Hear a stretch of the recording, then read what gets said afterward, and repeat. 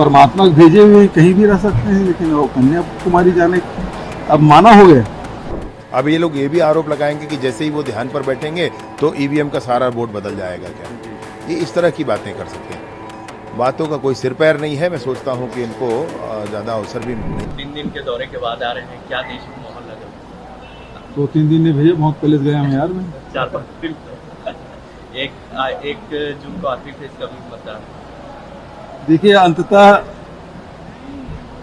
दुनिया के सबसे बड़े प्रजातांत्रिक देश के चुनाव अब 1 तारीख को समाप्त हो जाएगा और आज प्रचार पूरे देश में समाप्त हो गया 7वें चरण में, और 7वें चरण वाले अब पूर्णाहुति डालेंगे। ये स्थिति है। और जहाँ तक कि मैं बनारस भी गया था, महाराजगंज भी गया था, और ये है कि अब बनारस के लोग इतिहास बनाने जा रहे हैं। कोई सवाल? सर, कन्याकुमारी में प्रधानमंत्री नरेंद्र मोदी चले गए हैं, 48 घंटे तक रहेंगे वहाँ पे। चुनाव आयोग में शिकायत कांग्रेस ने दर्ज कराएंगे, किस तरह इसको देखते? वो अवतारी पुरुष है, फिर उसको जाने की जरूरत क्या है? वो तो कहीं भी उस परमात्मा भेजे हुए कहीं भी रह सकते हैं, लेकिन वो कन्याकुमारी जाने अब माना हो गया। पहले अवतारी थे। सर, प्रधानमंत्री नरेंद्र मोदी ये कह रहे हैं कि मोदी ने संकल्प लिया है दलितों, पिछड़ों, आदिवासियों का के आरक्षण को छीनने नहीं देने का, लेकिन कांग्रेस और इंडी गठबंधन इसी बात से बौखलाई। पूरे चुनाव में कांग्रेस या इंडिया गठबंधन के ही एजेंडा पे चर्चा होती रही। भारतीय जनता पार्टी या उनके शीर्ष नेतृत्व कभी अपनी योजनाओं के बारे में, अपनी उपलब्धियों के बारे में कोई चर्चा उन्होंने नहीं की। और जब घोषणा पत्र हम लोगों ने जारी किया और उसके बाद से फिर मुस्लिम लीग का एजेंडा, फिर मंगलसूत्र, फिर उसके बाद फिर भैंस, और उसके बाद फिर पाकिस्तान, और उसके बाद जिले के कैपिटल, और उसके बाद फिर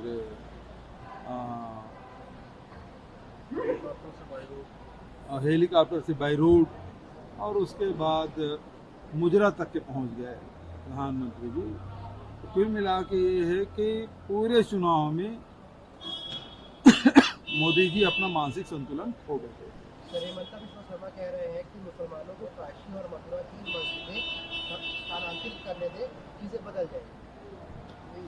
अब वो आदमी के बयान की कोई प्रतिक्रिया मैं नहीं देना चाहता। सर, आचार्य प्रमोद कृष्णन कह रहे हैं कि 2024 का जो चुनाव है वो धर्म युद्ध है, और अब उसके बारे में कुछ ये गौवंश अभ्यारण्य की शुरुआत करने जा रही है शायद सरकार, और हम के बाद अब गौवंश अभ्यारण्य, मतलब हम लोग तो हर पंचायत में गौठान बनाए थे, और गौ अभ्यारण्य मतलब जंगल बनाएंगे। मतलब जो छोटे बड़े झाड़ के जंगल है वहाँ ले जाके फूंस देंगे, जिए या मरे उसे कोई लेना देना नहीं। और कितने अभ्यारण्य बनाएंगे, सवाल ये उठता है। और इस व्यवस्था में क्या खामी है ये तो बताए। तो आपको पसंद नहीं है तो आप कुछ भी कार्यक्रम को बंद करा देंगे। अब मुझे एक बात बताओ आप, जब वोट हो चुका है और एक आदमी ध्यान के लिए अगर कन्याकुमारी जा रहे हैं, ये कैसे मुद्दा हो सकता है? अब ये लोग ये भी आरोप लगाएंगे कि जैसे ही वो ध्यान पर बैठेंगे तो ईवीएम का सारा वोट बदल जाएगा क्या? ये इस तरह की बातें कर सकते हैं। बातों का कोई सिर पैर नहीं है। मैं सोचता हूँ कि इनको ज़्यादा अवसर भी नहीं देना चाहिए मीडिया को। अब मुझे एक बात बताओ आप, जब वोट हो चुका है और एक आदमी ध्यान के लिए अगर कन्याकुमारी जा रहे हैं, ये कैसे मुद्दा हो सकता है? अब ये लोग ये भी आरोप लगाएंगे कि जैसे ही वो ध्यान पर बैठेंगे तो ईवीएम का सारा वोट बदल जाएगा क्या? ये इस तरह की बातें कर सकते हैं। बातों का कोई सिर पैर नहीं है। मैं सोचता हूँ कि इनको ज़्यादा अवसर भी नहीं देना चाहिए मीडिया को। धन्यवाद। आप देख रहे हैं दैनिक चिंतक। आगे की अपडेट के लिए बने रहे हमारे साथ। हमारे चैनल को लाइक, सब्सक्राइब और शेयर करना ना भूलें।